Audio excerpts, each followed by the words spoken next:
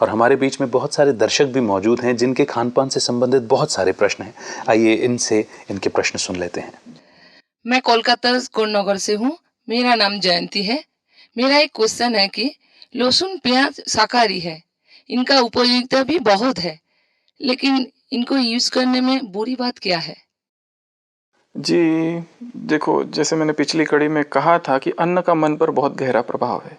और अन्न जो है उसके कहा जाता है 3 प्रकार के दोष है। एक होता है जाति दोष, एक होता है आश्रय दोष, एक होता है निमित्त दोष। तो ये जो जाति दोष है इसमें अन्न की 3 कैटेगरीज बताई जाती है। एक होता है सात्विक अन्न, एक होता है राजसिक और एक होता है तामसिक। तो लहसुन और प्याज इसको बॉटनी में allium groups, allium family of the plants उसमें आता है। ये एलियम जिसको कहते हैं, एलियाशिस ग्रुप ऑफ द वेजिटेबल्स। तो ये जो है इनकी जो कैटेगरी है वो है तामसिक। अभी जितने भी तामसिक अन्न है, जैसे ही हम ये तामसिक अन्न का सेवन करते हैं हमारे अंदर उसी तरह के भाव उत्पन्न होते हैं, राजसिक और तामसिक तरह के जो भाव है, जिसमें क्रोध है, एग्रेशन है, या फिर बहुत ही आलस्य है, प्रमाद है, निद्रा है, ये इस तरह के निगेटिव फीलिंग्स हमारे अंदर आती है, निगेटिव एनर्जी हमारे अंदर एंट्री करती है। तो प्याज और लहसुन से इस तरह के, और आपने देखा होगा कि भारत में कितने सारे त्योहार है, कितने सारे व्रत यहाँ पर रखे जाते हैं। कभी आपने ये सुना कि किसी देवताओं के आगे कभी प्याज और लहसुन का भोग लगाया जाता है? कभी नहीं। कभी आपने ये देखा है कि कोई व्रत कर रहा है, कोई उपवास कर रहा है, और जब उपवास तोड़ता है पहले एक बार भोजन करता है, उस समय भी प्याज लहसुन का उपयोग नहीं करते। या कोई तीर्थ यात्रा में कोई जा रहा है तभी भी प्याज लहसुन का उपयोग नहीं किया जा सकता है। तो ये जो प्याज लहसुन है शरीर में जाते ही जैसे उत्तेजना उत्पन्न करता है। यहाँ हमारा लक्ष्य है राजयोग, जिससे कि हम आत्मा का शुद्धिकरण कर रहे हैं, जिसमें कि हम अपने विकारों को शांत कर रहे हैं, अपने चित्त को शांत कर रहे हैं। तो ये जो चीज़ें है जैसी आती है फिर से हमको देहभान में लाती है, बॉडी कॉन्शियसनेस में लाती है, जबकि हम लक्ष्य रख रहे हैं सोल कॉन्शियसनेस का। तो ये जो बातें हैं हमारे मन में ऐसे उद्विग्न, हमारे चित्त को उद्विग्न करती है, एजिटेटेड करती है, एग्रेशन लाती है। दूसरी एक बात प्याज और लहसुन के बारे में कि आपने देखा होगा प्याज और लहसुन का जो स्मेल है वो कैसा होता है? क्या बहुत अच्छा होता है? दुर्गंध होता है। जी जी जी, मुंह से दुर्गंध आती है। जो भी व्यक्ति प्याज लहसुन खाते हैं उनके मुंह से दुर्गंध आती है। अच्छा, ये तो हो गया आध्यात्मिकता की रीति से। अगर आप मेडिकल पॉइंट ऑफ व्यू की बात कर रहे हैं तो एक रिसर्च, काफ़ी रिसर्च हुआ है आजकल।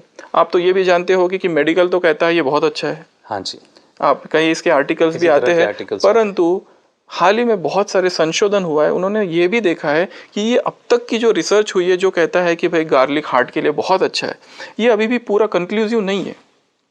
अभी भी बहुत रिसर्च इसमें बाकी है। ऐसा नहीं कहा जा सकता है कि व्यक्ति कोई प्याज और लहसुन खाता है तो उसका हार्ट प्रोटेक्टेड है या बाकी बहुत अच्छा है, ऐसा नहीं है। और मेरे ख्याल से अभी हार्ट की प्रॉब्लम्स ज़्यादा हैं पहले। जी। तो दूसरा और एक बहुत अच्छा रिसर्च जो है, जो कि डॉक्टर रॉबर्ट बेक करके एक वैज्ञानिक है, उसने किया। उसने स्टैनफोर्ड यूनिवर्सिटी में एक ये जो प्याज और लहसुन के ऊपर बहुत गहराई में इसके गया, इसमें काफ़ी रिसर्च किया, और उसने पाया कि जैसे ये लहसुन प्याज शरीर में जाते हैं तो एक केमिकल होता है जिसको कहते हैं सल्फोनिल हाइड्रोक्सिल आयंस, ये रिलीज होते हैं। अब ये जो आयंस है, ये जो केमिकल है, इसमें इतनी शक्ति होती है कि हमारे शरीर में एक होता है ब्लड ब्रेन बैरियर, हर चीज़ जो हम खाते हैं ब्रेन में नहीं पहुंचती है। तो ये जो केमिकल है ये इस बैरियर को ब्रेक करके ब्रेन में जाता है और वहाँ पर कुछ टॉक्सिन्स रिलीज करता है, और उसके वजह से न्यूरॉन्स को बहुत हानि होती है।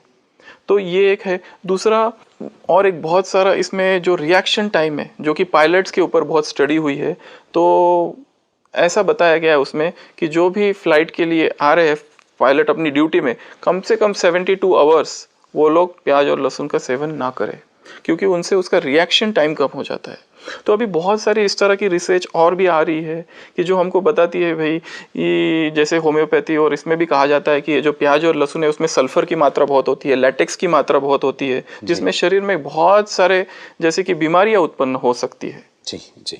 तो जैसे मैंने कहा, फिर भी आपका जो सवाल है, ऐसा नहीं है कि ये कंपलसरी इसको खाना ही नहीं है। मैंने कहा ये परहेज है।